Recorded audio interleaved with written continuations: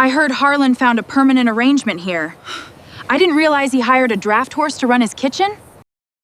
The heavy crystal inkwell on the mahogany desk caught the guttering amber flame of a dying oil lamp, casting long, weeping shadows across the parchment below. A single hot tear plunged silently from above, hitting the freshly written ink and causing the elegant curves of her signature to blur into a dark, ragged smear. Evelina's thick, capable fingers, scarred by the heavy timber of ironwood and stained with the soot of the hearth that had saved 20 men, trembled with a violent, hollow agony as she unclipped the heavy iron key ring from the waistband of her wool skirt. She laid it down onto the polished wood with a dull, echoing clank, the final definitive surrender of her crown, her sanctuary, and her heart. Hit that like button and drop a comment with your city below. Let's see how far this story travels. Before we witness how the most perfect venomous shadow from Harlan's past systematically dismantles Evelina's hard-won peace, forcing the Queen of Ironwood to slip away into the freezing mountain rain, let's see how this sudden storm gathered over the horizon. The late May sun had normally been a triumphant benediction over the Ironwood territory, painting the sprawling pastures of the North Ridge in endless, undulating waves of vibrant bluebonnets and fiery Indian paintbrush. The air for the past week had been thick with the sweet, intoxicating scent of wild clover and the rich, damp aroma of sun-warmed earth, a paradise completely rewritten by the steady, monumental competence of Harlan Vance. The new stone embankment, proudly dubbed Evelina's Wall by the fiercely loyal ranch hands, stood 10 feet high near the western flank of the main house, a silent, unyielding monument to the woman who had held the line against a 20-foot mountain surge, using nothing but her own blood, bone, and immovable spirit. On this particular Tuesday afternoon, the kitchen was alive with the deep, comforting hum of the massive black iron stove. Evelina stood at the broad oak worktable, her monumental frame draped in a simple, practical dress of heavy brown canvas, her broad shoulders squared as she worked with a calm, serene authority. Her thick, capable forearms were bare to the elbows, dusted with a fine layer of white flour as she worked a massive mound of dough for the evening pies. Every movement she made was practiced, efficient, and entirely devoid of the shrinking, hesitant anxiety that had once defined her existence in the cruel, narrow streets of Oak Haven. The heavy iron key ring at her waist jingled softly against her hip with every step, a musical, triumphant cadence of absolute belonging. Harlan was out near the high country summer pastures with Silas, overseeing the first branding of the spring herd with the newly forged mountain anvil mark. The ranch was thriving, operating with the disciplined, purposeful energy that could only emanate from a home that finally possessed a soul. The sudden, frantic barking of the wire-haired hounds shattered the afternoon peace. It wasn't the deep, disciplined alert they gave when a stray timber wolf or a line rider approached. It was a chaotic, confused chorus of high-pitched yelps, their paws scrambling frantically through the gravel of the driveway. Evelina paused, her hands sinking into the elastic warmth of the dough, her dark eyes narrowing as a strange, cold ripple of apprehension passed through the humid air of the kitchen. Through the window, the rhythmic, metallic crunch, crunch, crunch of heavy leather wheels and the synchronized, delicate clatter of a matched pair of high-bred chestnut mares echoed against the timber walls. It wasn't the rough, heavy groaning of an ironwood supply wagon or the sturdy, iron-rimmed spring carriage Harlan drove. This was a vehicle from the east, a sleek, high-end brougham carriage of polished black lacquer, its windows tinted with expensive grey glass, looking violently, absurdly out of place against the raw, monumental scale of the rugged frontier compound. Evelina wiped the flour from her hands onto her canvas apron, the heavy keys at her side giving a solid, grounding jingle as she walked slowly toward the back porch. The wind blowing down from the granite peaks had suddenly lost its gentle spring warmth, carrying a sharp, biting draft that made the hair on her forearms stand on end. The carriage came to a smooth, masterful halt right in the center of the yard. The coachman, dressed in a spotless, tailored livery that seemed like an insult to the honest grime of the territory, leaped down from the box and opened the door with a theatrical, sweeping bow. A hush fell over the entire compound. The few ranch hands who were mending tack near the main barn stopped their hammers mid-strike, their weathered faces turning toward the vehicle with an expression of stunned, bewildered curiosity. From the dark velvet-lined interior of the carriage, a small, impeccably gloved hand emerged, resting delicately on the coachman's forearm. The fingers were impossibly thin, encased in white silk lace that had never known the rough texture of a washboard or the stinging heat of lye soap. Then she stepped out into the mud of Ironwood. It was Victoria. The world seemed to lose its breath for a singular, agonizing second as Victoria stood in the center of the yard. She was a creature designed entirely for the suffocating, refined parlors of the city, a vision of flawless, fragile elegance that looked as though she had been carved from a piece of fine porcelain. Her figure was impossibly slender, possessing the narrow, waspish waist and sloping, delicate shoulders that society worshipped in its dime novel poetry. She was draped in a travelling gown of pale cream lace and lavender satin, a garment so intricately tailored it restricted her movements to tiny fluttering steps, forcing her to glide across the rough ground like a ghost. Around her porcelain neck sat a delicate string of imported pearls catching the bright sunlight, and her face perfectly symmetrical, with high, sharp cheekbones and cold, piercing grey eyes, was framed by a mass of perfectly coiffed golden curls that smelled intensely cloyingly of French rosewater. The scent hit Evelina before Victoria even took a step toward the house, a sweet, suffocating wave of expensive perfume that violently clashed with the rich, earthy aromas of baking bread and hickory wood smoke radiating from the kitchen. Victoria stopped at the base of the porch steps, her grey eyes raking over the massive timber house with an expression of naked, possessive familiarity. She didn't look like an unexpected guest. She looked like an exiled ruler returning to a palace she had built. Then, her gaze shifted upward, landing squarely on Evelina. The silence that stretched between the two women was absolute, a heavy, vibrating vacuum that felt far more dangerous than the mountain flood Evelina had fought just weeks prior. Victoria's eyes travelled slowly, clinically, and with a calculating coldness down the length of Evelina's frame. She registered the immense breadth of her shoulders, the formidable thickness of her waist beneath the canvas apron, the flour smudged across her strong jaw, and the broad, heavy leather boots planted firmly on the wooden planks, a tiny, cruel smile, a movement so subtle it was barely a twitch of her painted lips stretched across Victoria's beautiful face. "My goodness," Victoria murmured, her voice a thin, clear trill that sounded like silver bells but carried the lethal, freezing precision of an ice needle. She didn't offer a greeting, she simply tilted her head, her pearls jingling delicately.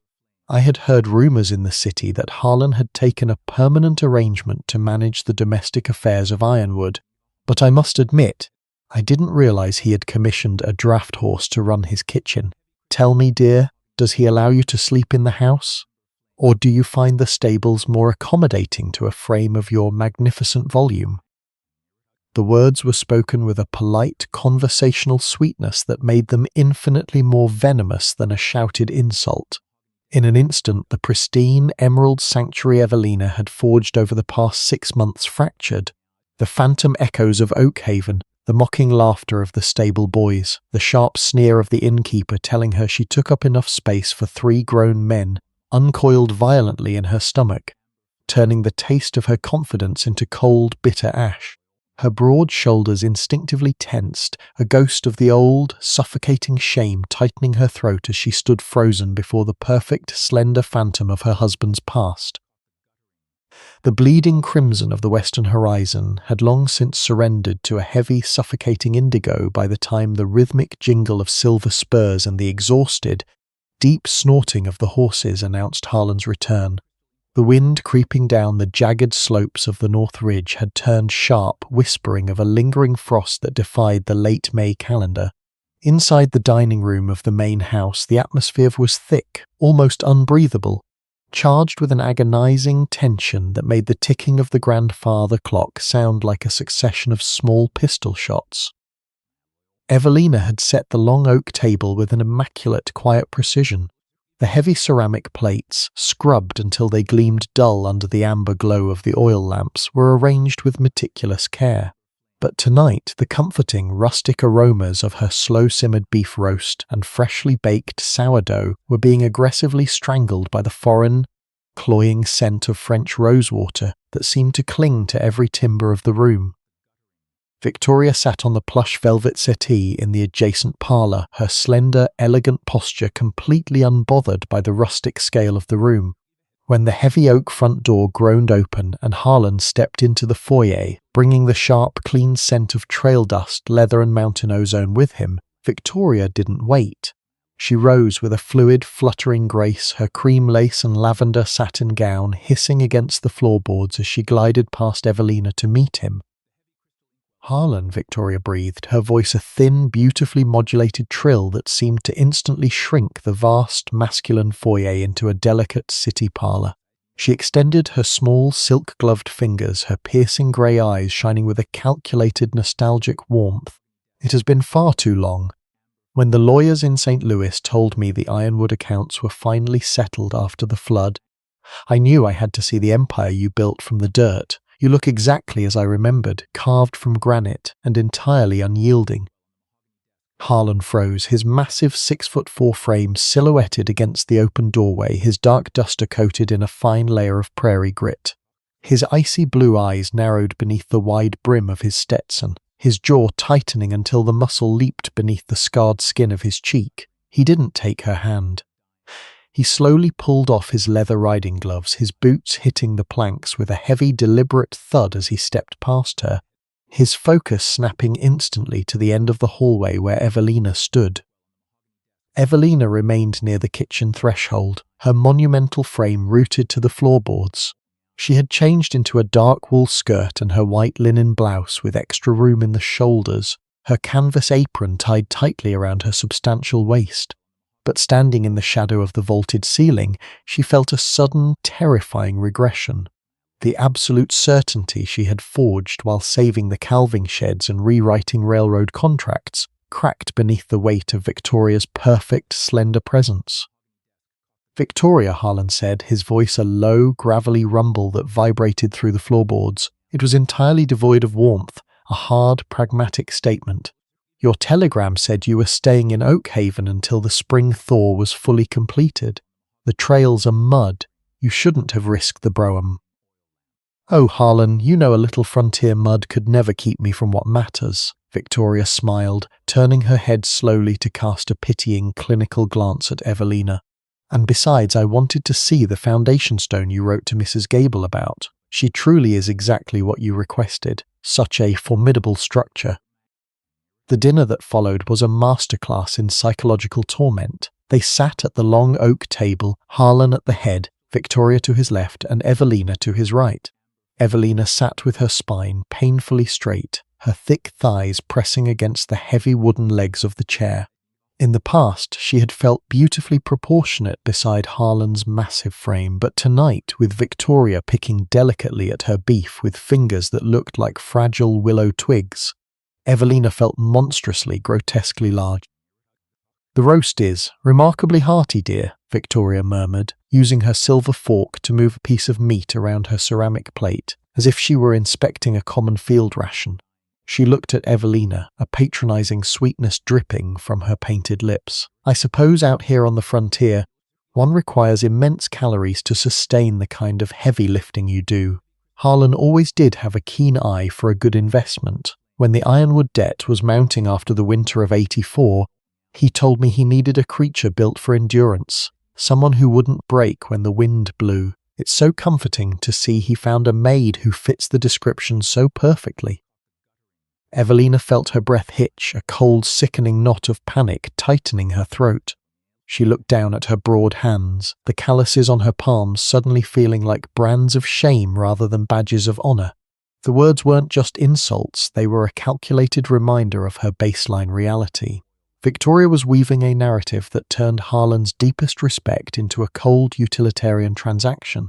She was telling Evelina that she was nothing more than a highly efficient pack mule purchased with gold to fix a broken ranch while the true queen waited for the storm to pass. Harlan slammed his heavy ceramic mug onto the table, the sharp thunk causing the delicate teacups Victoria had brought from her trunk to rattle violently.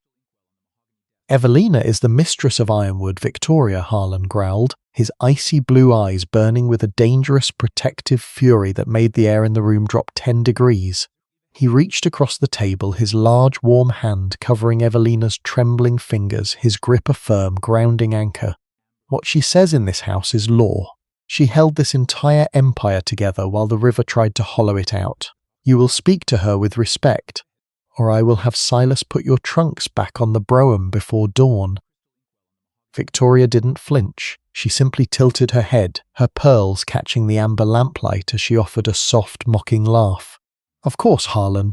I mean no disrespect to your manager. It's just that when one remembers the waltzes in St. Louis and the velvet parlours we shared before the world turned cold, it is startling to see you living in a fortress that feels so much like a barracks. A house needs more than a stove and a strong back to be a home.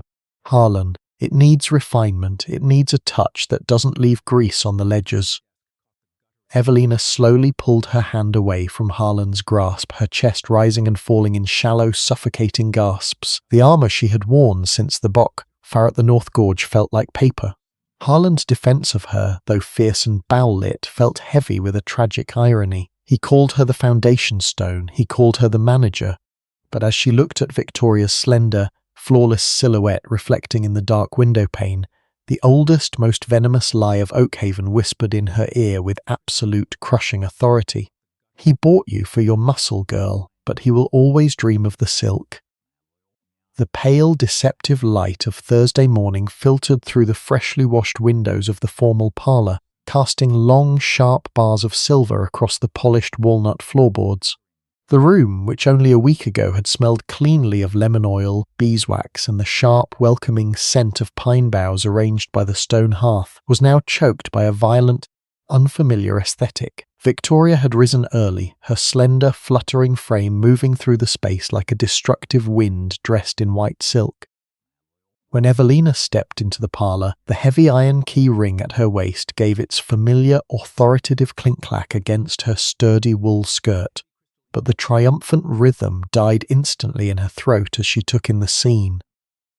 The heavy, rustic oak chairs, built to accommodate the monumental weight of the frontier and the rugged frame of Harlan Vance, had been ruthlessly shoved into the dark corners of the room. In their place, Victoria had arranged a series of fragile, spindly giltwood stools and a delicate lace-draped tea table she had ordered her coachman to haul from the brougham carriage. The massive stone hearth, where logs the size of a man's thigh usually crackled to beat back the creeping prairie frost, was cold, its mouth blocked by an elegant, useless folding screen painted with pale French lilies. Victoria stood near the window, a silver-handled brush in her hand as she adjusted a drape of sheer lavender gauze over the dark timber panelling. She turned slowly, her flawless porcelain face illuminated by the morning sun, her cold grey eyes instantly raking over Evelina's broad, canvas-aproned figure with a quiet, devastating superiority. "Ah, Evelina, you're awake," Victoria murmured, her voice a thin, clear trill that seemed to instantly make the sprawling room feel small and restrictive. She gestured with a silk lace handkerchief toward the rearranged furniture. "I spent the morning attempting to breathe some semblance of civilization into this room. Before I arrived, it was aggressively, undeniably brutal, like a common barracks for line riders. I suppose when one's entire world is confined to the utilitarian grime of a kitchen, one forgets that a gentleman's parlour requires refinement, not merely heavy timber." Evelina stood frozen in the centre of the room, her broad shoulders squaring instinctively under her white linen blouse, her thick, capable fingers knotting into the fabric of her apron. The sting of the insult was a physical blow, a sharp needle piercing the hard-won armour of her competence. She looked at the fragile gilt stools, knowing with a sickening certainty that if she even attempted to sit in one, the delicate wood would shatter beneath her substantial weight. The room was no longer her sanctuary. It had been transformed into a psychological trap designed to highlight her every perceived flaw. "The timber keeps the winter out, Victoria," Evelina stated, her voice a low, resonant alto that carried an iron undertone. though her heart was doing a frantic, fluttering dance against her ribs. And the men of Ironwood require a space where they can rest their boots without fear of breaking the scenery. This house was built for endurance. Endurance is for animals, dear, Victoria replied softly, a cruel, painted smile stretching across her symmetrical lips as she stepped closer, the suffocating scent of French rosewater washing over the smell of the hearth. She reached out, her impossibly thin fingers gently tapping the heavy iron keys hanging at Evelina's waist. The cold metal jingled weakly under her touch. Harlan built this fortress to prove he could survive the wilderness. Yes, but a king does not marry the foundation stone. He uses it to build a palace for his Queen Rome. Do not mistake his practical need for your heavy labor as a desire for your presence in his parlor. A man like Harlan Vance will eventually hunger for the waltz, not the forge. And when that day comes, no amount of perfectly baked biscuits will make a draft horse look like a lady. The dim, vaulted corridor of the second floor remained trapped in a perpetual twilight, the heavy timber walls absorbing the brilliant morning sun and turning it into a cold, skeletal grey. Evelina walked slowly down the centre of the hallway, her arms laden with a massive stack of fresh, lye-washed linens. Usually the crisp, clean scent of the fabric against her cheek provided a deep sense of grounding, a reminder of the order she had brought to this grand house. But today the linen offered no comfort.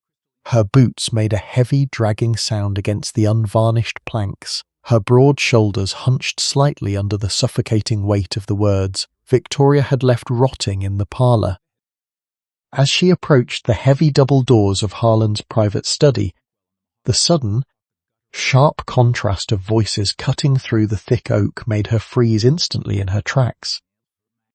"You are overstepping the boundaries of this ranch, Victoria." Harlan's voice tore through the silence of the hallway, a low, terrifying growl that vibrated with the raw, volatile power of a landslide. It was the tone he used when line riders defied his brand, a sound that usually sent men scrambling for their holsters. "I tolerated your arrival because of the St. Louis accounts, but you will not touch another piece of furniture in my parlour. And you will not speak to my wife as if she were a servant hired to muck your stables. If you cross her threshold again, I will personally throw your trunks into the mud." Evelina's breath caught in her throat. She stood paralyzed, the heavy stack of linens pressed against her broad chest like a shield, her dark eyes staring wide at the brass doorknob. A sudden violent surge of warmth flared in her chest at his boutlit defense of her honor. Harlan was standing as her wall, just as he had promised. But Victoria's response was not a whimper of fear. It was a soft, mocking chuckle, a sound like the delicate clink of fine crystal that entirely refused to be intimidated by the master of Ironwood. "Oh, Harlan, you always did mistake brute force for a strategic argument," Victoria drawled, her voice carrying that smooth, silver bell precision that made the rugged air of the hallway feel suffocatingly small. "You can threaten me with your Winchester all you care to, but you cannot shoot the truth. Look at the ledgers on your desk. Look at the terms the banking cartels in Chicago are demanding for your next land lease. The frontier is changing, Harlan. The days of ruling 1,000 acres with nothing but a colt and a hard stare are bleeding away." A heavy, agonizing silence stretched from within the room, punctuated only by the distant, mournful whistle of the wind against the exterior timber. "The railroad contract is signed," Harlan grunted, though the gravelly edge of his voice had lost a fraction of its bowlit certainty, shifting into the heavy, pragmatic register of a businessman cornered by facts. "It is signed because your foundation stone rewritten the delivery clauses." "Yes," Victoria purred, her tone dripping with a smooth, venomous intelligence that made Evelina's skin crawl. "She can balance a basic ledger, Harlan. She can calculate the weight of summer grass and salt pork, and she can certainly carry a log that would break my spine, I grant you that. She is an exceptionally sturdy labourer, but can she sit across from the directors of the Pacific Railroad in a St. Louis boardroom? Can she negotiate the interest rates with the European financiers who hold the paper on your shipping lines? Can she speak the language of capital, or will she simply offer them a plate of hot biscuits and expect them to yield their empires?" Evelina felt the blood drain from her face, a sudden piercing coldness wrapping entirely around her ribs until her lungs refused to expand. Her thick fingers sank so deeply into the washed linens that the fabric groaned under the strain. "Ironwood plays by Ironwood rules," Harlan growled. But the statement sounded defensive, a hollow echo against the sophisticated web Victoria was weaving. "Ironwood will starve in the dark if the banks freeze your capital, Harlan," Victoria countered softly, her footsteps light and rhythmic as she moved closer to where Harlan stood by the hearth. The faint, cloying scent of her French rosewater seemed to seep right through the microscopic cracks of the oak door, suffocating the honest smell of cedar wood smoke. "You built this Faudai to prove you could conquer the wilderness, but to rule the territory, you need the East. You need the political connections in the capital. You need someone who can glide through a governor's gala and secure your water rights with a smile, not a threat. I am that leverage, Harlan. I hold the keys to the expansion you've dreamed of for 5 years. We are the same scale, you and I. We belong to the future of this territory." Victoria paused, her voice dropping into a low, intimately devastating register that shattered the last remaining walls of Evelina's security. "You bought her with a handful of gold to survive a winter storm, Harlan. It was a brilliant, pragmatic choice for a desperate moment, but the storm has passed. You cannot anchor a mountain range to a kitchen maid forever. Eventually, the scale of your ambition will crush her. Look at her. Harlan, she doesn't belong in your world. She belongs to the mud of the yard." Inside the hallway, Evelina slowly backed away from the door, her bare boots making no sound against the floorboards, a tragic instinctive survival tactic reclaiming her body. Her chest heaved in ragged, suffocating gasps, the room spinning around her as Victoria's words systematically poisoned every memory of her victory. Harlan did not scream a denial. He did not throw her out. The heavy, ringing silence that followed Victoria's declaration was his unspoken acknowledgement of the brutal financial reality. Evelina turned and fled down the long corridor, the stack of linens trembling in her broad arms. The old suffocating lie of Oakhaven had not just returned. It had been validated by the immutable laws of the world. She was the winter tool, Victoria was the future. And as the tears finally breached her eyes, burning hot against her flushed cheeks, Evelina realized that no matter how much space she took up in the kitchen, she would always be entirely too small for his horizon. The blistering heat of the midday sun could not penetrate the thick timber walls of the Ironwood kitchen, but the atmosphere inside had reached a feverish, suffocating intensity of its own. The massive black cast-iron stove roared, its plates radiating a steady, ferocious warmth as a massive cauldron of thick beef and barley stew simmered on the main burner. Evelina stood at the long oak work table, her monumental frame moving with a heavy, tireless precision as she sliced thick wedges of cornbread. Her canvas apron was stained with flour and soot, her dark hair pinned back tightly, damp with the humid steam of her labour. This was her ridge, her battlefield, the one place where her sheer physical substance had earned her absolute reverence from the men.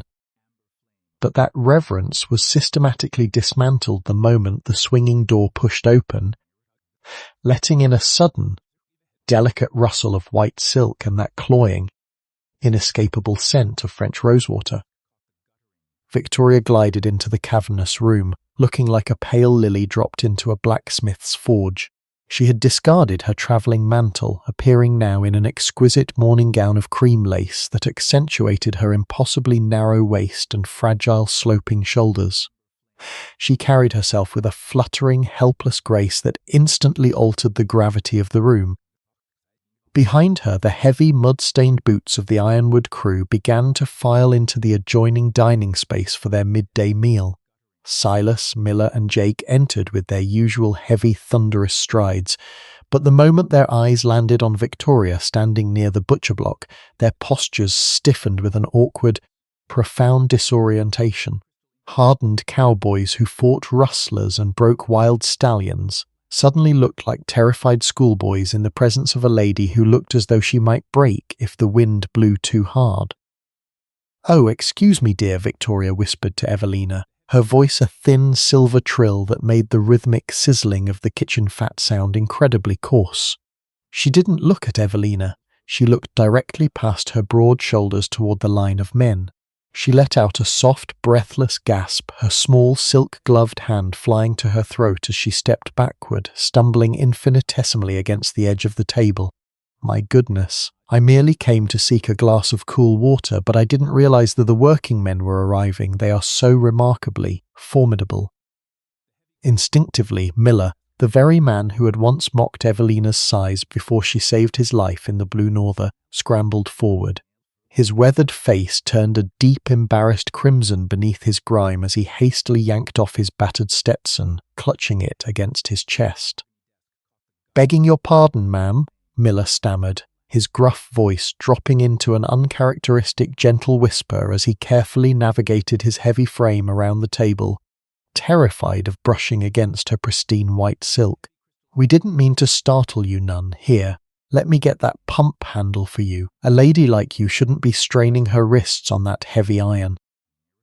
Evelina froze, her thick, capable fingers tightening around the silver handle of her ladle until the metal bit painfully into her calloused palm. She stood completely motionless at the stove, her monumental silhouette cast in long, heavy shadows by the leaping flames of the hearth. She watched in a ringing, suffocating silence as Jake and two other hands quickly stepped up to pull out the heavy oak chairs, wiping the dust from the wood with their sleeves before offering them to Victoria with a reverent, frantic courtesy. Victoria offered them a dazzling, appreciative smile, her grey eyes shining with a calculated, victorious warmth. She sat delicately on the edge of the chair, her slender frame taking up so little space that the massive furniture seemed to swallow her whole. "Thank you, gentlemen," Victoria purred, her pearls jingling softly as she tilted her head. "You are entirely too kind. It must be so incredibly exhausting working out there in the brutal elements. I was just telling Harlan that it takes such a unique, raw strength to survive this territory. I suppose that is why he requires such a substantial staff in the kitchen to keep you all fed. It takes a heavy hand to manage such a heavy workload, doesn't it?" She cast a brief, pitying glance toward Evelina, a look that clinically stripped away Evelina's title as the mistress of Ironwood and reduced her right back to a common scullery maid, a beast of burden meant to toil in the heat while the real women sat in the shade. The crew sat down at the table, but the comfortable, boisterous peace that Evelina had spent months building was entirely gone. The men ate with a tense, unnatural quiet, their eyes constantly darting toward Victoria, trying to mind their manners, trying to be the civilized gentleman society demanded. They didn't grunt in satisfaction over the rich gravy. They didn't share their usual gruff jokes. They were entirely captivated by the fragile upper-class fantasy Victoria represented.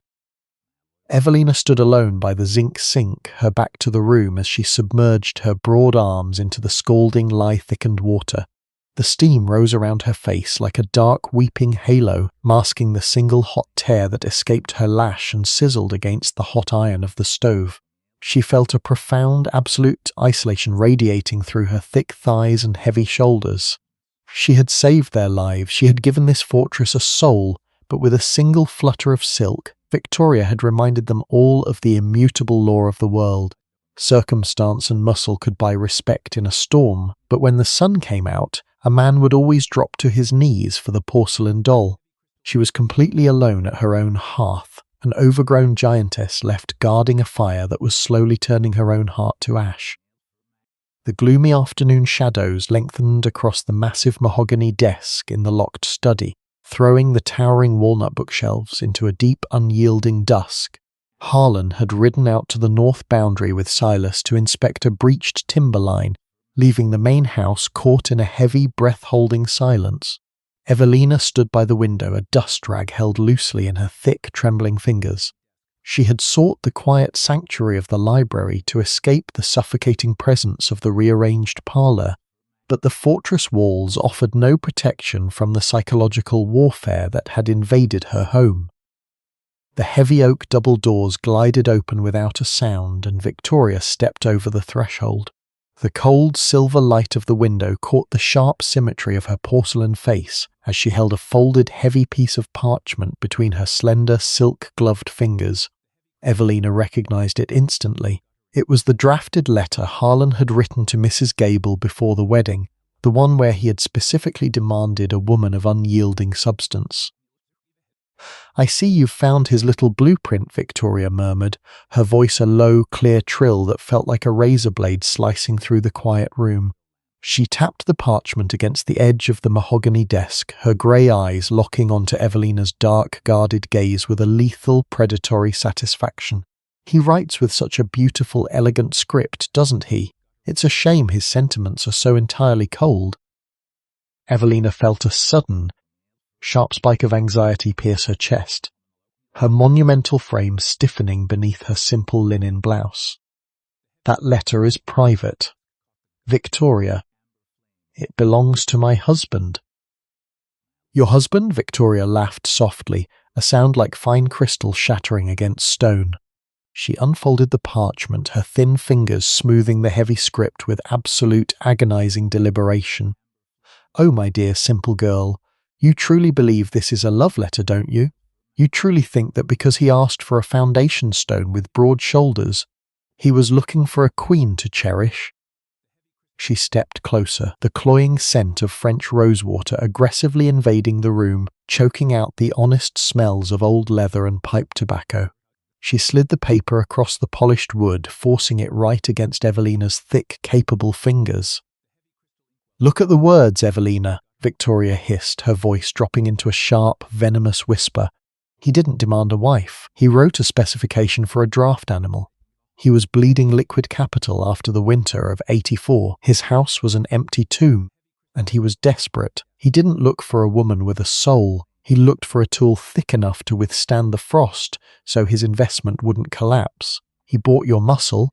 Dear, he threw a pouch of gold at a cruel innkeeper to buy a scullery maid who could carry his logs and survive his neglect without whimpering. You aren't his partner, Evelina. You are his labor-saving machinery. And once the machinery has cleared the mud, the engineer always returns to the beauty that inspired him to build the empire in the first place." Every word crashed over Evelina with the weight of a physical blow, fracturing the fragile, beautiful reality she had spent 6 months forging.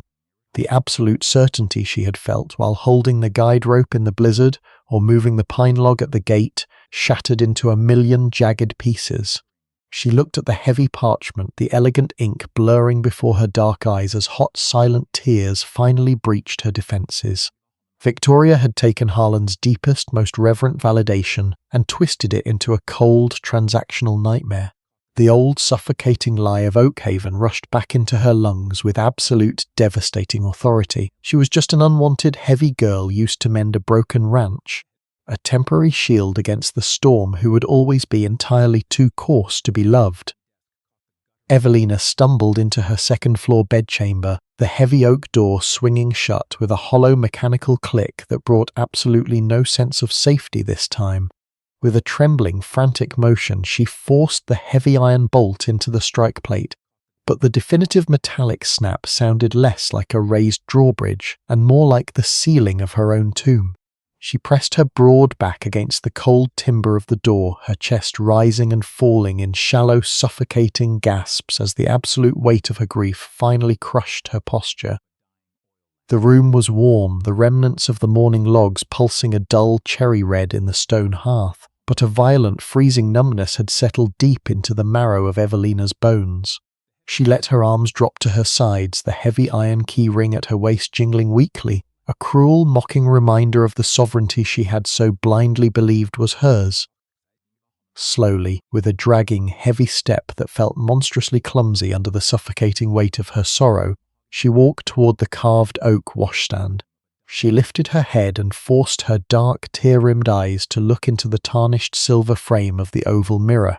The flickering, weak lamplight cast jagged, unmerciful shadows across her features, forcing her to confront the reflection she had finally begun to love. But the woman in the glass today was no longer the Ironwood Empress. The precise, razor-sharp poison of Victoria's words had systematically rewritten her reality. Evelina stared at her reflection through a veil of blinding hot tears. She saw the immense, unladylike breadth of her shoulders, The shoulders she had proudly braced against the kick of a Winchester and the crushing weight of a mountain surge. She saw the formidable thickness of her waist, the heavy softness of her arms beneath the white linen blouse. For 6 months, Harlan had convinced her that this substantial frame was a divine foundation stone, a beautiful necessity engineered to withstand the brutal elements of the frontier. But Victoria had stripped the romantic illusion away, exposing the cold transactional skeleton beneath. He wrote a specification for a draft animal. He bought your muscle, dear. You are his labor-saving machinery. A ragged, agonizing sob tore from the very depths of her throat, a wounded, animalistic sound that was instantly swallowed by the vast, echoing silence of the room. She bit her lower lip so hard she tasted the sharp, metallic tang of copper, her broad hands clawing at the fabric of her canvas apron. The psychological fortress she had meticulously built over the steaming stoves and balanced ledgers collapsed into a million irrecoverable pieces.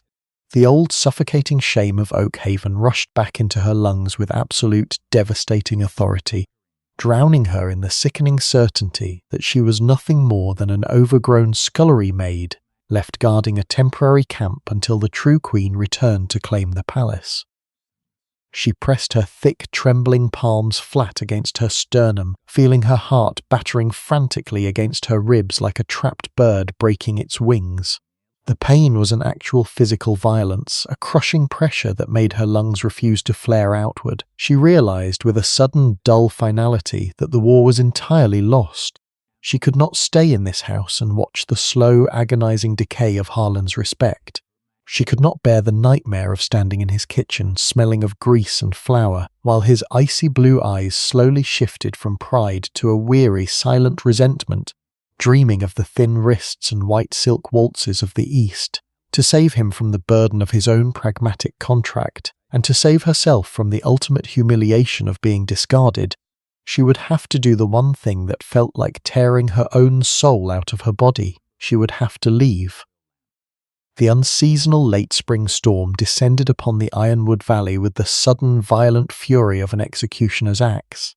Outside, the sky had bruised into a terrifying lightless black, and the rain did not fall in drops. It hammered against the thick timber walls in relentless vertical sheets, sounding like fistfuls of sharp gravel thrown against the window panes. The wind, howling down from the jagged granite peaks of the North Ridge, shrieked through the coulees, forcing its freezing, damp breath through the microscopic gaps in the wood, and rattling the heavy copper pots in the distant kitchen. It was a night of pure elemental chaos, a storm that seemed to mirror the absolute devastation tearing through the soul of the woman trapped within the house. Evelina sat completely motionless in the heavy oak chair beside her bedroom window, bathed in the solitary guttering amber halo of a single oil lamp. She had not turned down the quilts, nor had she stowed her heavy work boots. She sat with her broad shoulders squared but trembling, her spine perfectly straight as she stared out into the swirling white-streaked void of the prairie night. The heat from the dying fire in the hearth kissed her flushed cheeks, but her large, capable hands that had held the life-saving line in a blizzard and dragged a 300-pound pine log from a pasture gate, were icy cold, clamped tightly together in her lap until her knuckles turned white. A terrible, suffocating war was being waged in the quiet dark of her mind. Every fibre of her being, every beat of her heart belonged to Harlan Vance and the empire they had built together from the mud and blood of the frontier. She loved him with a raw, bow-lit intensity that defied the narrow, fragile boundaries of the world, a love that had been forged in the deep, shared silences of his study and the furnace-like heat of his solid embrace. She remembered the intoxicating scent of his canvas duster, the fierce, unadulterated pride burning in his icy blue eyes when he looked at her across a spotless kitchen, and the effortless, powerful strength in his hands that had made her feel profoundly, beautifully proportionate for the first time in her 22 years on Earth. But against that beautiful reality fought the ancient, slow-acting poison of her past, freshly weaponized by Victoria's flawless, silver-tongued cruelty. You cannot anchor a mountain range to a kitchen maid forever. Eventually, the scale of his ambition will crush her. Evelina squeezed her dark eyes shut, a single hot tear escaping her lash to trace a wet path through the soot on her cheek. The words replayed in her ears, louder and more persistent than the roaring thunder outside. She looked down at the heavy silver signet ring gleaming on her thick finger, the mountain anvil mark of their shared legacy. Victoria was right about the changing frontier. Harlan was a king who commanded the horizon, a man whose fierce ambition required the political leverage and refined connections of the East to survive the encroaching banking cartels and railroad directors. Evelina could hold his door against a flood, and she could bake the bread that quieted his ghosts, but she could never sit in a St. Louis boardroom or glide through a governor's gala without inviting the snickers and mocking judgment of high society. If she stayed, her massive, clumsy volume would eventually become a shackle around his neck, a heavy burden that would slowly turn his fierce adoration into a silent, weary resentment. The realization settled deep into her chest with the cold, crushing finality of a stone monument. Her love for Harlan was too vast, too absolute to allow her to witness the decay of his pride. She would not stay to become a monument to his charity, a temporary winter tool kept out of pity while his soul hungered for the waltz. To give him the horizon he rightfully deserved, and to preserve the beautiful, sacred memory of the 6 months when she was truly a queen, she would have to perform the ultimate noble sacrifice. She would have to pack her canvas rung, walk out into the freezing deluge, and voluntarily break her own heart to set him free. The scratching of the steel dip pen against the crisp, heavy parchment sounded exactly like a jagged blade, scoring a fresh wound into the absolute silence of the downstairs study. Evelina sat heavily in the massive leather chair that had once anchored her to the heart of the Ironwood Empire, her monumental frame trembling with a silent, chest-crushing agony. Her vision blurred completely as hot, thick tears finally breached her lashes, tumbling down to splatter onto the paper below, causing the elegant, sweeping ink of her final words to bleed into dark, ragged clouds. She was writing a goodbye she never believed her heart would have to conceive, every line a brutal amputation of the life she had come to call her own. With a slow, agonizingly deliberate motion, she set the pen down beside the brass inkwell. Her thick, capable fingers, scarred by the heavy timber of the frontier and still rough from the raw suction of the mud, rose to the waistband of her sturdy wool skirt. She unclipped the heavy iron key ring, the musical authoritative vanguard of her sovereignty over the fortress. She laid it flat against the polished mahogany desk, the dull, metallic clank echoing through the dark room like the dropping of a portcullis. Next, she looked down at her right hand, where the heavy silver signet ring of the mountain anvil gleamed under the dying amber glow of the oil lamp. The brand of her legacy, the mark that proclaimed her as Harlan's equal partner, felt suddenly white-hot against her skin.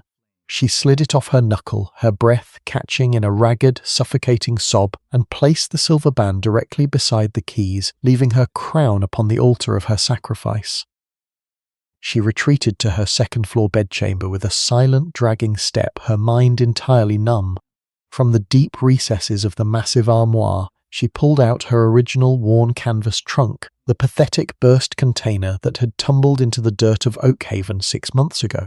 She packed her few modest cotton dresses and faded ribbons with thick, clumsy movements, refusing to touch a single yard of the midnight blue velvet or emerald silk Harlan had lavished upon her. She pulled her heavy travelling duster over her broad shoulders, pinning her dark, unruly hair into a tight defensive knot at the nape of her neck. Evelina picked up the canvas trunk by its fraying handles, the weight familiar and grounding against her thick forearms. She walked down the sweeping, monumental staircase, for the final time, the grand house breathing warm, cedar-scented air around her like a silent pleading. She did not look back. She slid the heavy iron deadbolt open, turned the brass latch and stepped over the threshold. The freezing vertical sheets of the late spring rain slammed into her face, instantly washing away the hot tears on her cheeks as she marched blindly out into the howling, pitch-black void of the prairie, leaving her sanctuary behind forever. The pale slate-grey light of dawn crawled slowly across the frost-heaved yard of Ironwood, but the main house remained trapped in a terrifying breath-holding darkness. When young Toby pushed open the heavy back door at 4 a.m, his stomach rumbling in anticipation of the usual mountain of golden sourdough biscuits, he wasn't hit by that magnificent, life-giving wall of radiant stove heat. Instead, he was met by a suffocating dead chill that smelled faintly of old cedar and cold ash. The massive black cast-iron stove sat like a dormant frozen beast in the corner, its grates empty, its fire entirely unlit. It was an impossibility, a chilling sight that made the boy's heart instantly kick into a frantic rhythm. Evelina was always awake. Evelina was the heartbeat that never stopped. Toby's boots squelched softly in the 2 inches of silty mud left from the flood as he ran through the cavernous kitchen and down the darkened hallway. He stopped dead outside the double doors of the study, which stood wide open. Bathed in the ghostly grey pallor of the window light, the massive mahogany desk bore the tragic remnants of a kingdom abandoned. Toby's breath plumed in the cold air as he approached with trembling steps. Resting squarely on the polished wood was the heavy iron key ring, the very vanguard of her authority, and beside it lay the heavy silver signet ring of the mountain anvil, its silhouette casting a cold metallic shadow over a folded water-stained piece of parchment. Toby's frantic, terrified shouting shattered the morning stillness, bringing Harlan Vance tearing down the grand staircase in a matter of seconds. He hadn't shed his dark wool shirt or suspenders, his face a mask of cold tactical alarm that instantly turned waxy and pale the moment his icy blue eyes locked onto the desk. He didn't pick up the keys. He snatched the parchment, his large, calloused hands shaking with a sudden, violent terror that the frontier had never been able to inflict upon him. As his eyes raked over the blurred, tear-stained ink of Evelina's final words, her heartbreaking confession that she was returning to the shadows of her past, freeing him from a utilitarian contract of muscle so he could claim a refined queen of silk, a low guttural roar of pure unadulterated agony tore from the very depths of his chest. It was a terrifying, animalistic sound that shook the thick timber walls of the Fowdai, a scream of a predator whose entire world had been hollowed out in the dark. Harlan slammed his heavy fist against the mahogany desk, splitting the wood beneath his knuckles, his breathing coming in ragged, suffocating gasps as the absolute truth of her noble sacrifice crushed his pride. She had run into the freezing deluge because she believed she was a burden, a temporary winter tool too coarse to be loved. The rustle of white silk echoed from the hallway as Victoria glided into the room, a smug, victorious smile playing on her porcelain lips. But the triumph froze instantly into a mask of paralyzed terror as Harlan turned his burning, bloodshot gaze onto her. He crossed the room in 2 massive predatory strides, his towering 6'4" frame completely eclipsing the light, his jaw locked with a lethal fury that made the pearls around her neck tremble. He didn't strike her, but his presence was a physical violence. "You poisoned her mind with your city lies," Harlan whispered, his voice a razor-thin, freezing rasp that vibrated with the absolute promise of death. He held the torn pieces of his original contract in one white-knuckled grip and her letter in the other. "You told her she was a maid. You told her she was too large for my horizon. Hear me now, Victoria. If my wife is not back on this land, and if her hand is not anchoring my hearth by nightfall, I will personally burn every shipping line, every bank claim, and every scrap of luxury your family owns in the East to absolute ash. You will leave my ranch on foot, and you pray to God the wind takes you before I do." The small-minded, parasitic poison of the valley had managed to fracture the bedrock of the mountain. Evelina had fled into the cold, carrying her worn canvas rung, completely blind to the fact that her monumental substance, her broad shoulders, and her magnificent, protective heart were the only empire Harlan Vance ever truly cared to rule. She had sought to save him from her volume, never realizing that without her the Fowdai was nothing but a tomb. The silent war was no longer a domestic battle by the hearth. It was a desperate, bow-lit crusade for survival, and the ultimate hunt across the Wild West was about to begin. Thank you for joining us for this devastating chapter of the Cowboy Heartweaver. Drop a comment below and let me know if you are still here with the Cowboy Heartweaver and what you think Harlan will do to bring his Empress home. The absolute bone-chilling silence that flooded the downstairs study, after Harlan Vance finished reading the water-stained parchment was far more terrifying than the roar of the mountain broke far. For a singular, breathless minute, the Master of Ironwood stood completely frozen beside the massive mahogany desk, the lightless grey pallor of the dawn illuminating a profile that looked as though it had been carved from jagged flint. His giant chest rose and fell in heavy, shallow, suffocating gasps. His vision locked onto the empty space where the heavy iron key ring and the silver signet ring of the mountain anvil rested like cold monuments to a kingdom abandoned. The paper in his large, calloused hand trembled so violently that the edges rustled like dry prairie grass in a gale. Then, the illusion of his legendary composure shattered entirely. With a sudden animalistic roar of pure, unadulterated fury that tore from the very depths of his throat, Harlan slammed his heavy, uncovered fist down onto the polished wood of the desk. The sheer kinetic force of the blow echoed through the cavernous foyer like a thunderclap, splitting the thick mahogany plank right down the center and sending the crystal inkwell flying across the room to shatter against the stone hearth. His breathing was rough, a gravelly, predatory rasp as the blood rushed violently to his face, his veins bulging like thick wire beneath the rolled-up sleeves of his wool shirt. The woman who had given his dead house a soul, the woman who had held his line against the frost and the flood, had fled into the lightless abyss of the storm because she believed she was a burden to his ambition. The delicate rustle of white silk and cream lace sounded at the threshold of the study as Victoria stepped into the room, her porcelain face twisted into a smug, victorious smile that completely refused to recognize the lethal gravity of the moment. She adjusted her imported pearls with her slender fingers, looking around the ruined space with a light, mocking chuckle. Well, Harlan, it seems the draft horse had the good sense to realize she didn't belong in a palace after all. Victoria purred, her thin voice carrying that cloying, silver bell precision that aggressively invaded the stale air.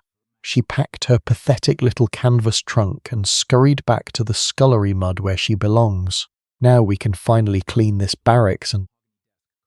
Harlan turned. The movement was so sudden, so predatory, and so entirely stripped of human restraint that Victoria's voice died instantly in her throat, her painted lips staying open in a frozen mask of genuine terror. Harlan crossed the physical distance between them in two massive, earth-shaking strides, his towering 6'4" frame completely blocking out the grey morning light, cast in a long, monstrous shadow that engulfed her entirely. He didn't strike her, but his presence was a physical violence, the furnace-like heat radiating from his massive chest suffocating her words before she could breathe them. "Get your filth out of my house," Harlan whispered. The words were not shouted. They were delivered in a razor-thin, freezing vibration that made the hair on the back of Victoria's neck stand up with the absolute promise of death. His icy blue eyes were bloodshot, burning with a lethal protective fire that shattered her upper-class illusion in a heartbeat. "You will not pack another box. You will not touch another drape.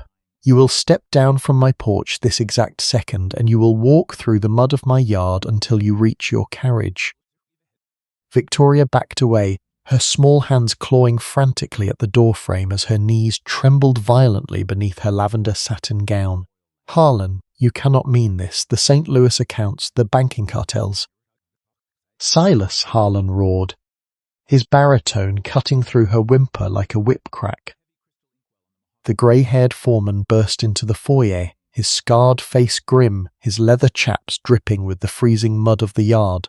He didn't look at Victoria, his sharp eyes locked onto the broken desk and the terrifying rage consuming his boss. "Put her trunks on the broom," Harlan commanded, his voice an ironclad decree that left zero room for negotiation. "And if she is still on Ironwood dirt by the time the sun clears the fence line, you tell the line riders she is a trespasser. Now get the horses saddled. Every man who can carry a Winchester and ride through a blue norther is coming with me. We ride for Oakhaven." Silas didn't hesitate for a fraction of a second. He gave a deep, authoritative nod, his hand dropping to the grip of his revolver as he turned to execute the order, dragging the trembling, weeping Victoria out into the freezing downpour of the back porch. Harlan stood alone in the center of the foyer, the cold prairie wind howling through the open front door, bringing the sharp scent of ozone and wet earth inside to wash away the last remnants of the French rosewater. He reached for his heavy canvas duster, throwing the thick coat over his broad shoulders with a fluid, furious grace. He buckled his heavy leather gun belt around his hips, the iron clack of his Colt settling against his thigh like a final vow. He picked up the heavy iron key ring and the silver signet ring from the desk, thrusting them deep into the breast pocket of his coat, right next to his heart. Without Evelina, this 1,000-acre empire was nothing but a cold, forgotten tomb, a hollow Faudai built of stone and resentment. He had spent 30 years building a wall against the world, but as he strode out onto the porch, yanking the reins of his massive black stallion, Midnight, Harlan Vance knew that he would ride through the very gates of hell to bring his foundation stone back to his hearth. The relentless freezing needles of the late spring sleet slapped violently against Harlan Vance's scarred cheeks, but he felt absolutely nothing of the biting cold. The world outside the boundaries of Ironwood had devolved into a treacherous, shifting quagmire of grey slush and churning brown mud, a blind and suffocating wilderness that swallowed the horizon entirely. The wind shrieked down the narrow mountain passes like 1,000 dying predators, threatening to tear the heavy canvas duster right from his broad shoulders. Yet, as he drove his massive black stallion, Midnight, deep into the teeth of the gale, the only sensation that registered in Harlan's chest was a roaring, white-hot crater of pure terror and consuming regret. Beside him, Silas rode hard, his weathered face buried deep into the collar of his grease-stained coat, his horse stumbling frequently against the hidden ruts of the washed-out trail. The rhythmic, thunderous thud-thud-thud of the horse's hooves striking the saturated earth was nearly drowned out by the guttural growl of the rising creeks, but Harlan refused to shorten his sight-chun by a single inch. Every leap of his horse was a desperate, frantic attempt to outrun the lightless void that had claimed his home the moment Evelina stepped out into the night. He gripped the thick leather reins with a mechanical, crushing pressure, his knuckles white beneath his wet gloves. With every agonizing mile south, the memories of her quiet, monumental competence flooded his mind, torturing him with their clarity. He remembered the flour dusted across her strong arms, the rich, intoxicating scent of her fresh bread warming his drafty house, and the steady, grounding weight of her presence that had effortlessly tamed the wild outcasts of his ranch. He had called her his foundation stone, he had given her the keys to his empire, yet he had brutally failed to realize how deeply the poisonous whispers of his past were eroding her hard-won peace. He had sat in his study, buried in railroad contracts and land deeds, while a venomous city phantom systematically convinced the queen of his heart that she was nothing more than a temporary laborer purchased with gold. "Boss, the gorge trail is giving way." Silas screamed over the shriek of the wind, his voice a raw, breathless warning as a massive sheet of loose slate and thick mud slid across the ledge ahead, tumbling into the lightless abyss below. "The earth is too loose. We have to detour through the lower valley or the horses will lose their footing." "No detours," Harlan roared back, his voice a terrifying, bow-lit vibration that completely severed the foreman's protest. He didn't check Midnight's stride. He dug his silver spurs into the stallion's sides, forcing the magnificent animal to leap blindly over the fractured edge of the path, the iron-shod hooves kicking up clouds of wet stone and frozen slush. He didn't care about the treacherous mountain trails or the threat of a sudden mudslide that could break his bones in a heartbeat. He only cared about the broad-shouldered woman walking alone through this freezing hell, carrying a broken canvas rung and a shattered heart. He had spent a lifetime building walls to keep the world from controlling him, but in his arrogant silence he had allowed the one person V die enough to share his scale to slip through the gate. If the storm claimed her before he could drop to his knees and speak the truth, then the mountain would find out exactly how bow-lit a monster could die in the dark. The freezing, vertical sheets of the late spring rain had gradually hardened into a bitter, blinding flurry of ice shards as Evelina marched further away from the vanishing borders of Ironwood. The open prairie had transformed into a vast, featureless ocean of white desolation, a lightless void where the sky and the earth dissolved into a singular suffocating deluge of cold. The wind didn't merely blow, it screamed across the open plains, a high-pitched, predatory shriek that tore ruthlessly at her heavy travelling duster and bit through the thick layers of her charcoal wool dress. Every breath she drew felt like swallowing a mouthful of shattered glass, the freezing mountain air settling with a deep aching persistence into the very marrow of her bones. Evelina moved through the knee-deep, freezing slush with a slow, dragging and entirely numb momentum. Her large, bare hands, exposed to the elements after she had given her leather gloves to the young chambermaid hours before, were clamped with a desperate, white-knuckled pressure around the fraying handles of her old canvas trunk. The weight of the container, packed with nothing but her modest cotton shifts and faded ribbons, dragged heavily against her thick forearms, her muscles aching with a profound, bone-deep fatigue. For a woman of her substantial size and monumental frame, every step through the sucking mud of the trail was a grueling testament to her sheer physical endurance. Yet she did not stop. She did not stumble. Her heavy leather boots planted themselves firmly into the frozen grit, her centre of gravity low and unshakable against the gale, moving forward like an ancient oak retreating from a forest fire. While her body battled the brutal mechanical torque of the storm, her mind was submerged in a far more terrifying, suffocating darkness. The violent adrenaline of her confrontation with Victoria had entirely receded, leaving behind a cold, hollow crater of pure heartbreak that made her chest feel violently compressed. With every agonizing mile closer to Oakhaven, the phantom echoes of her old life rose from the freezing mud to torment her. She remembered the sharp, glass-like sneers of the townsfolk, the cruel laughter of the stable boys calling her a useless lump, and the suffocating certainty that she was an eyesore taking up too much space in a world built for the delicate. She had honestly believed that those ghosts were buried forever beneath the stone embankment of Ironwood.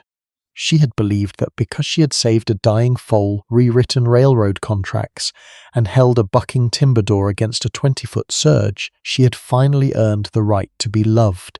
But Victoria's razor-sharp clinical manipulation had broken through her armour, baring the transactional skeleton of her marriage.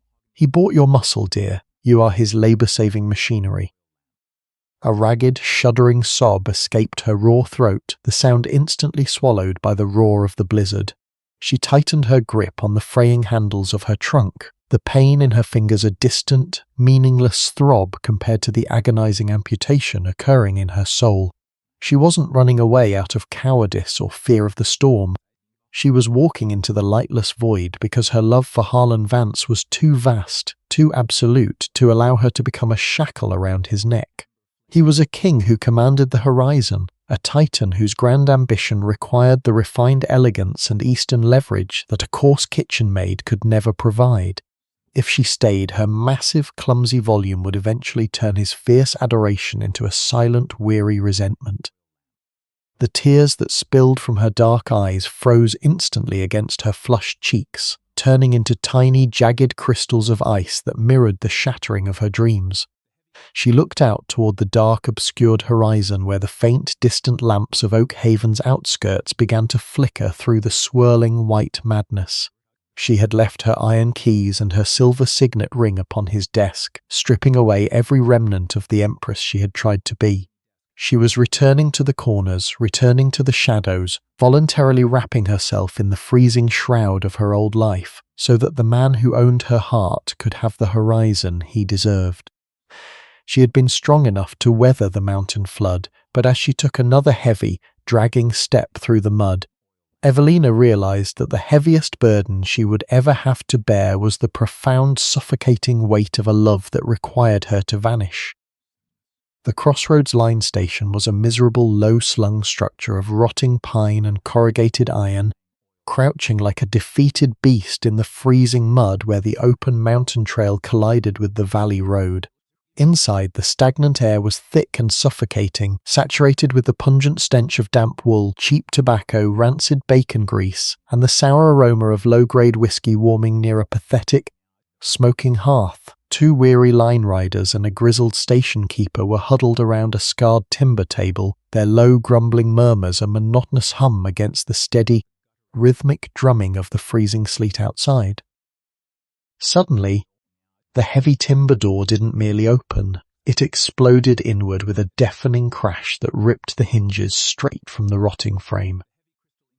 A violent freezing vortex of white snow and howling prairie wind rushed into the room, instantly killing the meager fire and sending tin cups rattling across the floorboards. Stepping through the splintered threshold, looking less like a man and more like an incarnate storm of pure unadulterated fury, was Harlan Vance. His massive canvas duster was caked in a thick layer of grey silt and frozen slush, his dark hair plastered wildly across his forehead, and his face smeared with trail grime and sweat. But it was his eyes, usually a calculating icy blue glass, that made the men inside instantly freeze in their tracks. They were bloodshot, wide and burning with a frantic, unhinged desperation that completely stripped away his legendary composure. The station keeper dropped his pipe, his jaw going entirely slack as a cold, paralyzing terror turned his blood to ice. Everyone in the territory knew the master of Ironwood, but none had ever witnessed the monster when the chains of his restraint were completely broken. He didn't unbuckle his gun belt, nor did he touch the Winchester holstered at his hip. He didn't need to. The sheer, monumental volume of his 6'4" frame seemed to draw all the oxygen out of the small room, casting a long, monstrous shadow that caged them all against the wall. Harlan strode forward, his heavy leather boots leaving deep, muddy imprints against the scrubbed pine planks, his muffled spurs ticking with a lethal, accelerated rhythm. He didn't offer a greeting. He reached across the scarred table, his large, calloused hand slamming into the front of the station keeper's grease-stained wool vest, hoisting the grown man entirely off his feet with a terrifying, effortless display of raw mechanical torque. "A woman," Harlan rasped, his voice a low, gravelly vibration that shook the very foundation of the building, his breath plumbing fiercely in the chilled air. He brought the trembling man mere inches from his face, his jaw locked with a feral intensity. Broad shoulders, built like the bedrock of the mountain range, carrying a worn canvas trunk and walking alone through this hell. "Did she pass your gate?" The station keeper was shaking so violently, his teeth clicked together in a frantic, terrifying staccato, his eyes wide as saucers as he stared down the barrel of Harlan's predatory gaze.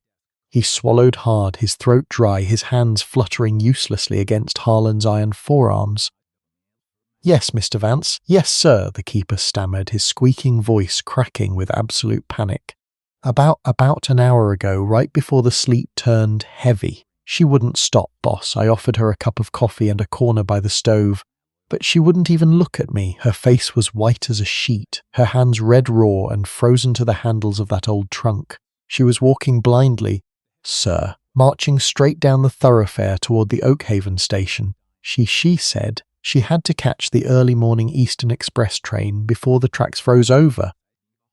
Harlan dropped the man back into his chair with a heavy, careless thud that splintered the dry wood of the seat. He didn't waste another syllable on the cowering men.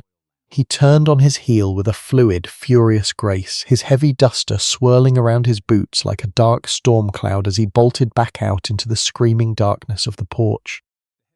Silas was already there, holding the reins of the tired horses, his scarred face illuminated by the pale, ghostly silver of the breaking dawn. Harlan didn't pause to rest or check the tack.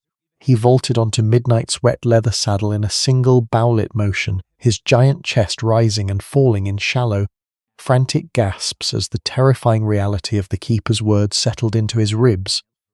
She was heading to the train. She was trying to vanish into the vast, crowded cities of the East, trying to cross a border where his horizon could never reach her. He dug his silver spurs deep into the stallion's trembling sides, plunging back into the swirling white madness of the valley trail. His heart screaming louder than the wind as he drove his horse past every boundary of safety to catch the queen he had so stupidly allowed to break. The brittle, pale silver light of a cruel dawn bled slowly over the jagged steeples and orderly brick grid of Oakhaven, casting long, sharp shadows that seemed to stretch across the cobblestones like the bars of a cage. The mountain air, once so clean and vibrant with the electric promise of the high country, had completely vanished, replaced by the suffocating, heavy dampness of river silt, the pungent stench of burning anthracol, and the stale aroma of a town that survived on gossip and small-minded judgment. A thick, ghostly mist rolled off the river, clinging to the iron tracks and wrapping the wooden platform of the Grand Oakhaven station in a freezing, wet shroud that made the timber planks slick and treacherous. Evelina stepped onto the edge of the platform, her monumental frame draped in her charcoal travelling duster, her sturdy leather boots leaving heavy, dark imprints in the silver frost covering the wood. Every muscle in her formidable body was locked in a state of throbbing, bone-deep exhaustion, her thick legs bearing her substantial weight with a slow, dragging effort after hours of walking through the freezing slush of the lower valley trail. Her large hands, completely exposed to the biting morning frost, were frozen into stiff, red-raw claws around the fraying canvas handles of her old trunk.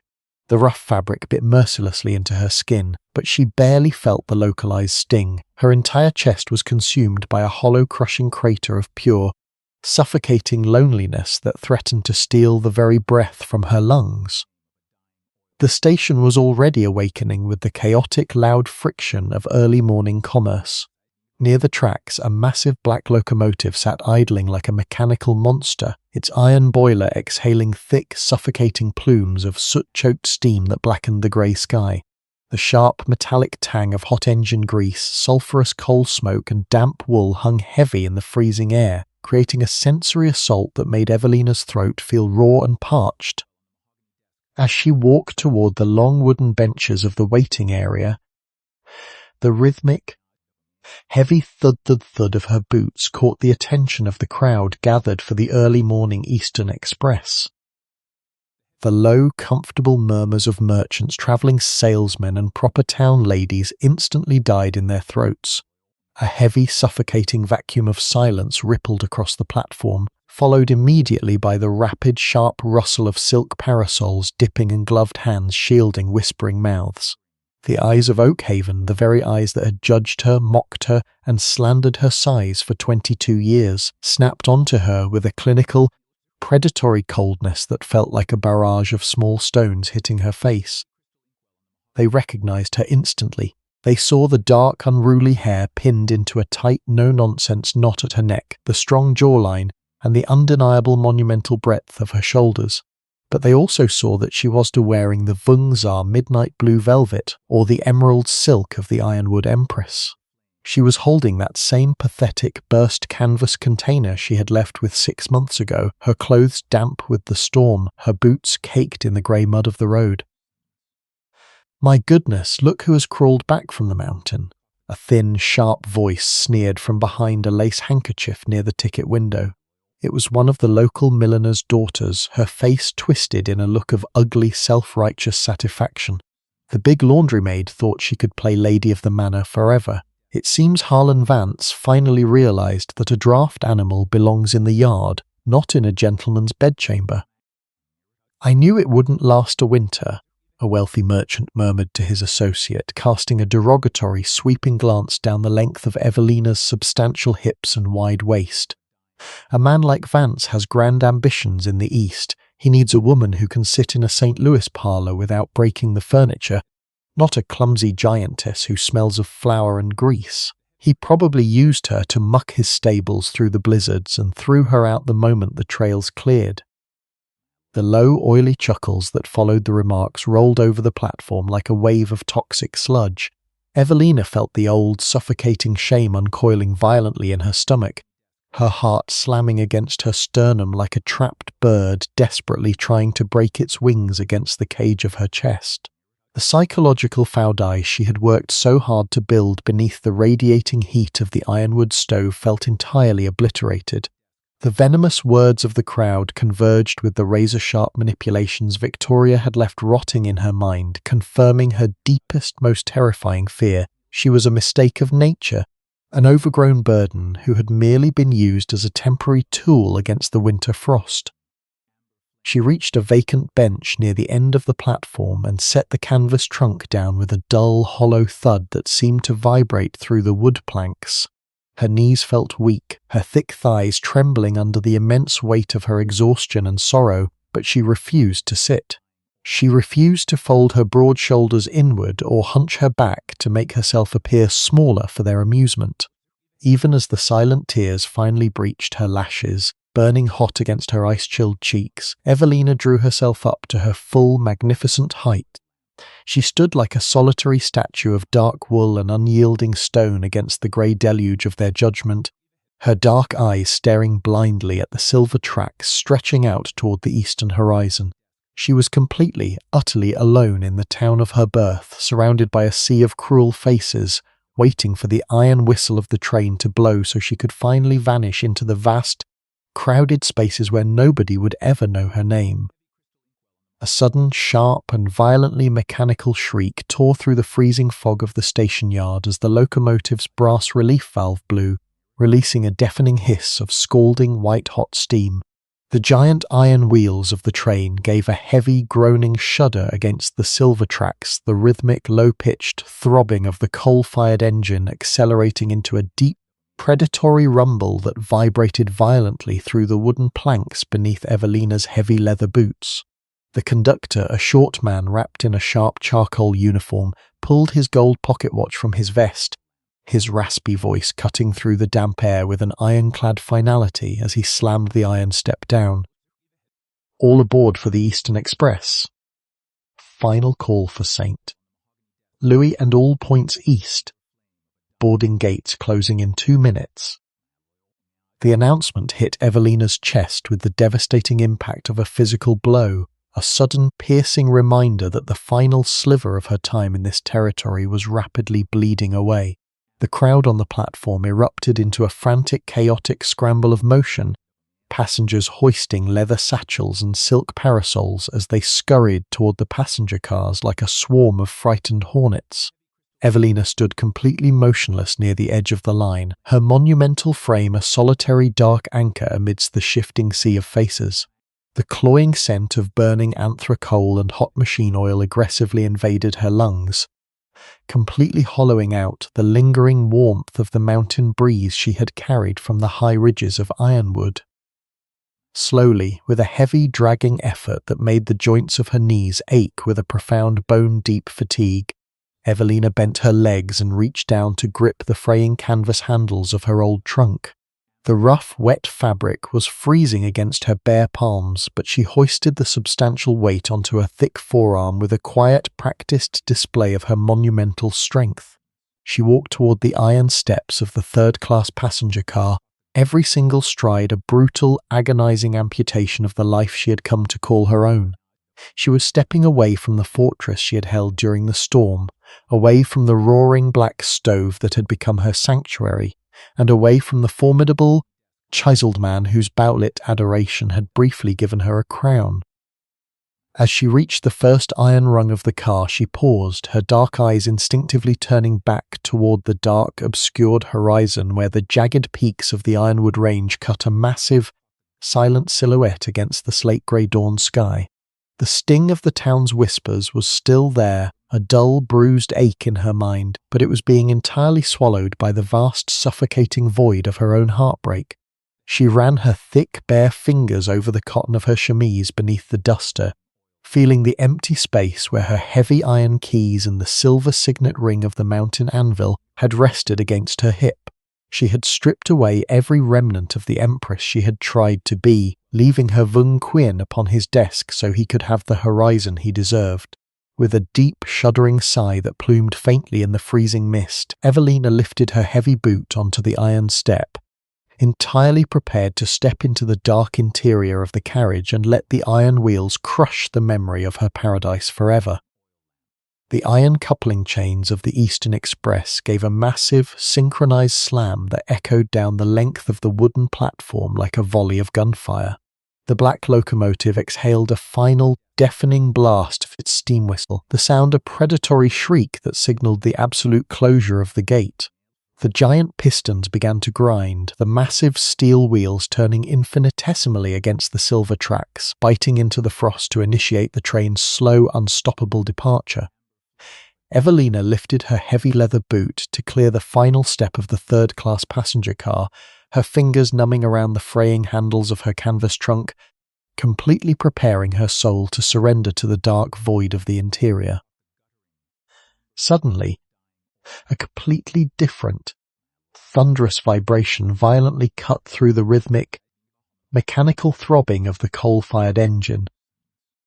It started at the western edge of the thoroughfare, a wild frenzied staccato of iron striking sun-baked earth and wet cobblestones at a terrifying breakneck pace.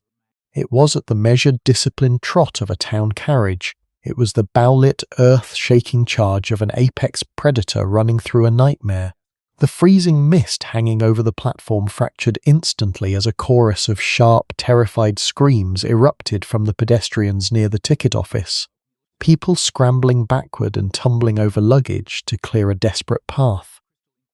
Through the swirling wall of grey soot and freezing drizzle, looking less like a man and more like a localized hurricane of pure, unadulterated fury, Harlan Vance burst into the station yard on the back of his massive black stallion, Midnight. He didn't check the reins. He didn't slow down for the wooden barriers or the crowded sidewalks. Harlan rode with a frantic, unhinged desperation that made his towering 6'4" frame look monstrous under the grey dawn light, his dark canvas duster billowing wildly behind his broad shoulders like a storm cloud. His face was caked in trail grit and sweat, his jaw locked so tightly the muscles leaped beneath his scarred skin, his bloodshot icy blue eyes burning with a lethal, protective fire that swept over the crowd until they landed squarely on the emerald silk lining of the travelling duster near the train steps. The locomotive gave a sharp, alarmed blast of its horn as the engineer caught sight of the rider ploughing through the fog, but Harlan didn't steer away from the iron monster.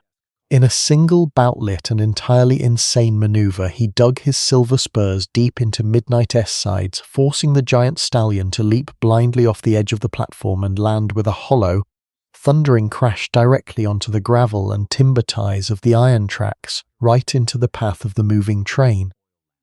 "Stop this train," Harlan's baritone roared, a tectonic boom that easily severed the shriek of the whistle and rattled the windows of every passenger car. The engineer panicked, yanking the emergency brake lever back with all his weight. The iron brake shoes slammed against the spinning giant wheels with a horrifying, earth-shaking screech of metal grinding against metal. A blinding rain of white-hot friction sparks exploded from the undercarriage, hissing violently against the freezing slush of the tracks as the multi-ton steel locomotive slid forward, its massive iron cowcatcher stopping mere inches from Midnight's trembling chest. The entire station fell into a dead, suffocating silence, the only sound the frantic, heavy panting of the lathered stallion and the escaping hiss of the boiler steam. Harlan stood completely unmoving on the tracks, an immovable mountain of charcoal wool and scarred intent blocking the veins of the continent. He didn't look at the trembling engineer or the stunned, silent crowd of Oakhaven elite staring from the platform. He yanked the stallion's head around, his burning gaze locking onto the iron steps of the carriage where Evelina stood frozen, her dark eyes wide with a sudden, shattering shock that stole the very breath from her lungs. The monster had not just chased her, he had thrown his entire life against the iron wheel to chain her to his world. The violent hiss of escaping steam from the halted locomotive's underbelly rolled over the platform in thick, suffocating clouds, temporarily blinding the stunned spectators. Harlan did not waste a fraction of a second. He vaulted off Midnight's trembling back, leaving the stallion standing directly in front of the iron engine, and strode toward the third-class passenger car with an unstoppable, terrifying momentum. His heavy leather riding boots struck the iron steps with a deafening, rhythmic clanging that sent waves of panic through the passengers crowded near the doorway. Hardened merchants and delicate town ladies shrank away, flattening themselves against the metal walls as the massive, dirt-caked silhouette of the Master of Ironwood aggressively breached the carriage threshold. The interior of the car was cramped, smelling heavily of wet wool, stale tobacco, and fear. Harlan's bloodshot, icy blue eyes raked over the terrified faces until they locked squarely on Evelina. She was frozen in the narrow aisle, her monumental frame taking up almost the entire space between the wooden seats, her thick fingers still locked around the fraying handles of her canvas trunk. The sudden displacement of air as he approached made her breath hitch, her dark eyes reflecting the frantic, unhinged desperation burning in his gaze. "Harlan," she whispered, her voice a raspy, broken sound that was instantly swallowed by the heavy, tense silence of the carriage. He didn't offer a polite explanation. He didn't speak a word of defense. He moved with a bow-lit, fluid grace, his massive, calloused hands reaching down to snatch the old canvas trunk from her grip, tossing it carelessly onto a nearby seat with a dull thud. Before Evelina could even brace her core or pull her broad shoulders inward to make herself smaller, Harlan stepped fully into her space. He swept one monstrous leather-clad arm behind her broad back and the other beneath her thick thighs, lifting her monumental frame entirely off the floorboards in a single, effortless display of raw physical torque. A collective gasp of sheer horror and bewilderment echoed through the carriage as Harlan turned on his heel, carrying his wife out of the cramped car and back onto the fog-shrouded platform. He didn't hide her in the shadows. He marched directly into the center of the station square, forcing the entire silent crowd of Oakhaven, including the mayor's wife and the whispering aristocrats, to look up and witness the absolute, unyielding possession of the woman they had so cruelly slandered. Her emerald-lined duster cascaded over his mud-stained duster, her substantial weight resting securely against his chest, like a foundation stone reclaimed from the storm. Harlan stood like a monument of charcoal wool and scarred fury, holding his queen in the blinding light of the morning sun, defying the entire territory to dare to say she didn't belong to his world. The thick white clouds of sulphurous steam from the idling locomotive slowly began to lift, unraveling into the freezing morning air like the tattered banners of a defeated army. The pale silver sun finally breached the jagged ridge of the eastern horizon, casting a blinding, crystalline glare over the wet cobblestones and the frosted timber planks of the Grand Oakhaven station. Harlan Vance slowly lowered Evelina's monumental frame until her heavy leather boots made a solid grounding contact with the slick wood of the platform. Her emerald-lined traveling duster swayed heavily around her substantial hips, her broad shoulders squaring instinctively as she braced herself for his anger, or perhaps the final, cold termination of their contract. Instead, the master of Ironwood performed an action that completely shattered the gravitational order of the territory. With a sudden, deliberate, and thunderous impact that echoed through the entire station square like a rifle shot, Harlan Vance dropped to his knees, his massive 6'4" frame buckled entirely, his heavy leather riding boots and denim-clad knees striking the freezing, frost-coated planks of the platform right in front of her. The sheer kinetic force of his descent sent a fine spray of ice crystals into the air, the silver spurs on his heels letting out a sharp, trembling jingle that died instantly in the suffocating silence of the square. A collective, breathless gasp of sheer paralyzed horror rippled through the gathered crowd of Oakhaven elite. Mrs. Sterling, the mayor's wife, clutched her lace parasol so tightly the delicate silk ribs groaned, her mouth dropping open in a perfect circle of absolute bewilderment. Behind her, Mrs. Higgins and Mr. Grimes stood frozen like calcified statues of resentment, their eyes bulging as they stared at the unbelievable spectacle unfolding before them. The untouchable, fiercely private monster of Ironwood, the man who bowed to no bank cartel, swindled no claim, and answered to absolutely no living soul, was kneeling in the freezing slush at the feet of the heavy laundry girl they had hunted into the shadows for 22 years. Harlan didn't look at the crowd. He didn't care about the hundreds of staring eyes or the rigid social hierarchies of the town. He reached up, his large calloused hands entirely stripping off his wet riding gloves, throwing them carelessly into the mud. His thick, bare fingers reached out, his rough palms wrapping securely around Evelina's substantial waist, anchoring his giant frame to the magnificent, unyielding volume of her body. He tilted his chiseled face upward, his wide-brimmed Stetson falling back slightly to expose a countenance that was raw bloodshot and completely bared to the bone with an agonizing, frantic desperation. "They told you that you were too much, Evelina." Harlan's baritone roared across the silent square, a low, gravelly vibration that possessed a resonant, tectonic power that cut straight through the cloying dampness of the valley air. His breath plumed fiercely in front of her face like the exhaust of a furnace, his jaw trembling with an emotion he had suppressed for an entire lifetime. They told you that because your shoulders were broad and your frame was V-die, you were a burden to be hidden in the corners. They measured the majesty of your existence by the narrow, fragile chairs of their parlours and the spindly silk of their porcelain dolls, but they are small, cowardly, and entirely blind fools.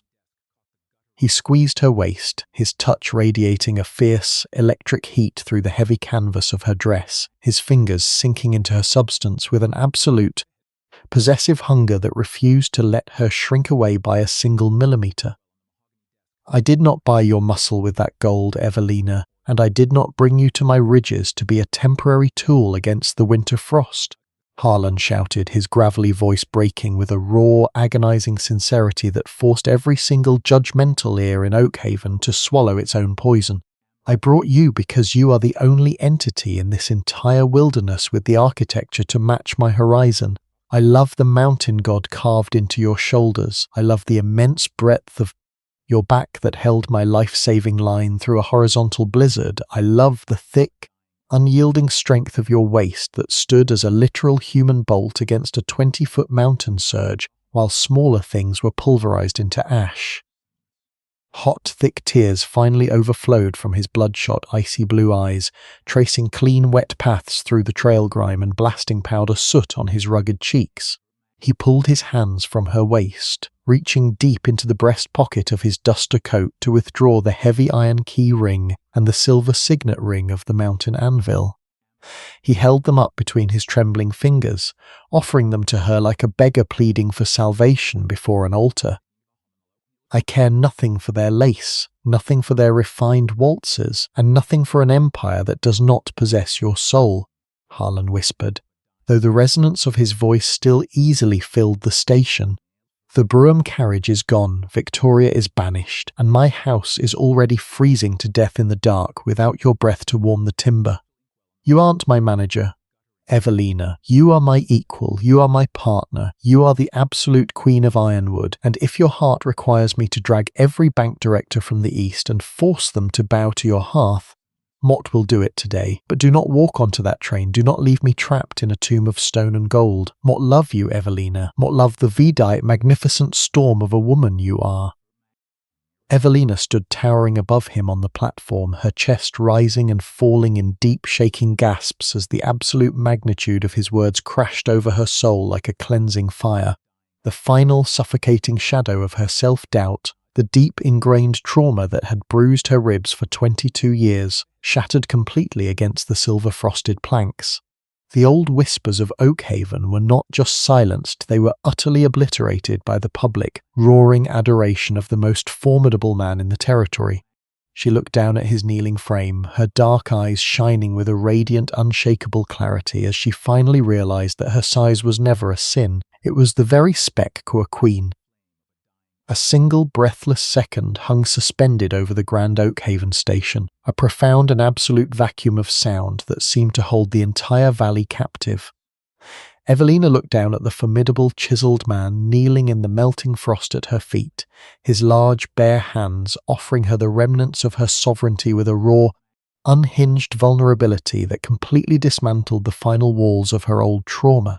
The sharp, toxic whispers of the town aristocrats died instantly in the freezing mist, their fragile social rules entirely pulverized by the tectonic weight of Harlan Vance's public adoration. Slowly, with a majestic, unhurried grace that emanated from the very depths of her newly healed soul, Evelina reached out her broad, scarred hand. She did not pull her fingers back. She did not attempt to hide the monumental breadth of her wrist or the rough calluses earned from her labor. She took the heavy silver signet ring of the mountain anvil from his palm, sliding the metallic band back onto her finger with an absolute, unshakable finality.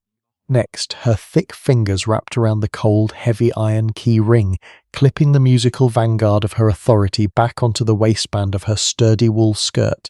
The sharp, definitive metallic clank of the iron keys settling against her hip echoed across the silent platform like a royal decree, announcing to the entire territory that the true Empress of Ironwood had officially reclaimed her throne. Harlan rose from the frost, his towering 6'4" frame straightening with a fluid, predatory power that was now completely synchronized with hers. He did not look back at the pale, cowering faces of the Oakhaven elite.